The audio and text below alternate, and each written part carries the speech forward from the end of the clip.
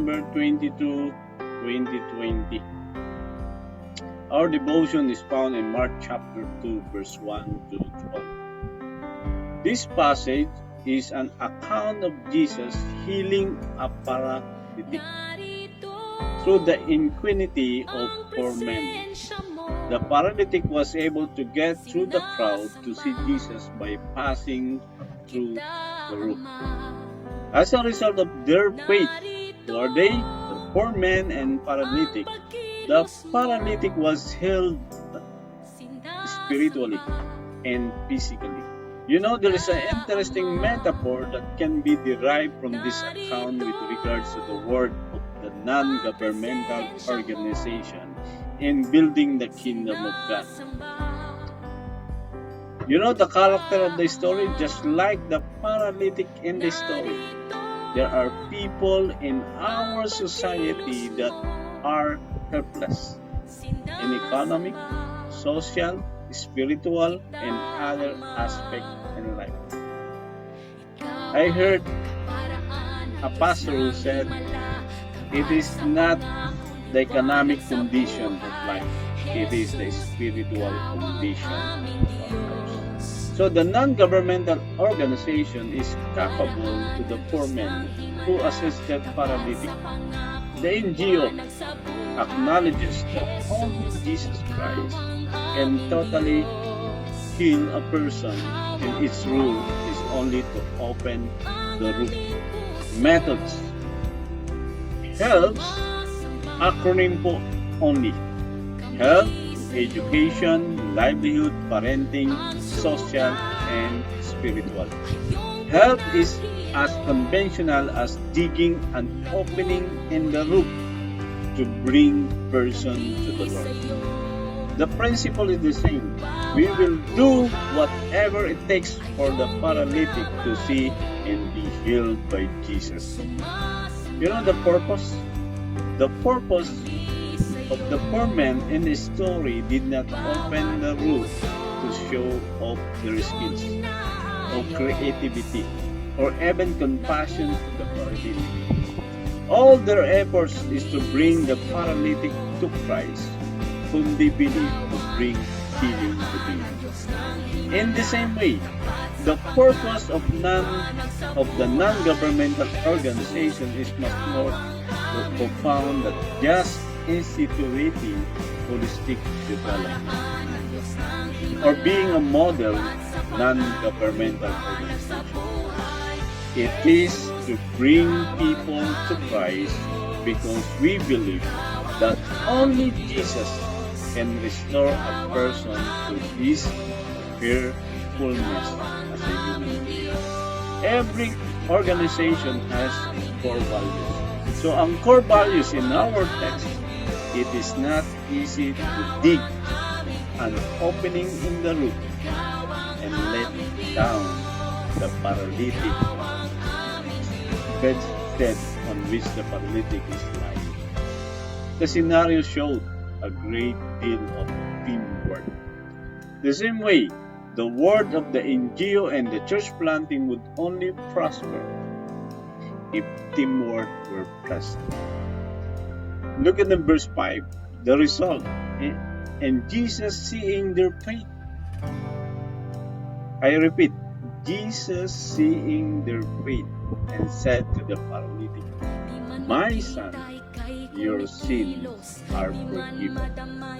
And the following preceding verses, verse 12, and he rose and immediately took up the bedstead and went out in the sight of all, so that they were all amazed and glorifying God, saying, we have never seen anything like this. I give you 3 points. Letter A, healing. Jesus has forgiven the sins of the paralytic. His spiritual healing before healing him physically. This shows that the spiritual healing or the salvation of the soul is more important than the physical healing. Remember this, physical healing will only last this lifetime, but spiritual restoration is for their need. Therefore, the NGO also recognizes the fact that the material gain we help the community or our contact of pre-believers obtain are only temporary, and it should not be our main focus. We are proud because we have good Samaritans who help us in our relief operation, helping the out-of-school youth and helping churches since 2003 until now. This year, starting January after the Taal volcano eruption, until now, helping people remember not to be our main focus. Secondly, empowerment. It is also interesting to note that paralytic is now carrying the bedstead that used to carry him. This symbolizes empowerment. It is also the hope of the non-governmental organization that the people we help would be empowered and would be able to carry their own burden.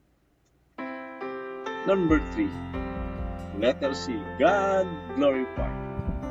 All the effort of the NGO is for one purpose only: to see the one true God glorified. And nothing's glorified God the most than a life transformed. Friends, having shared this message, I want to challenge everybody to open our eyes. Number 1, the needs of people around us. Look at me. Let us take our eyes off of ourselves once a while and be sensitive to our neighbors. There are people like the paralytic who are waiting for our help to see our Lord Jesus. Let us extend our time, our strength, and resources like the poor man to the paralytic. Secondly, the things of eternal value. In Matthew chapter 16 verse 26 says, "For what will a man be profited, or he gains the whole world, and forfeits his soul? Or what will a man give in exchange for his soul?" Friends, we can have good goals in life, such as advancing in the career ladder, expanding business, gaining more influence or connection, but these are comparable to physical healing and the healing in this world. These things will pass away.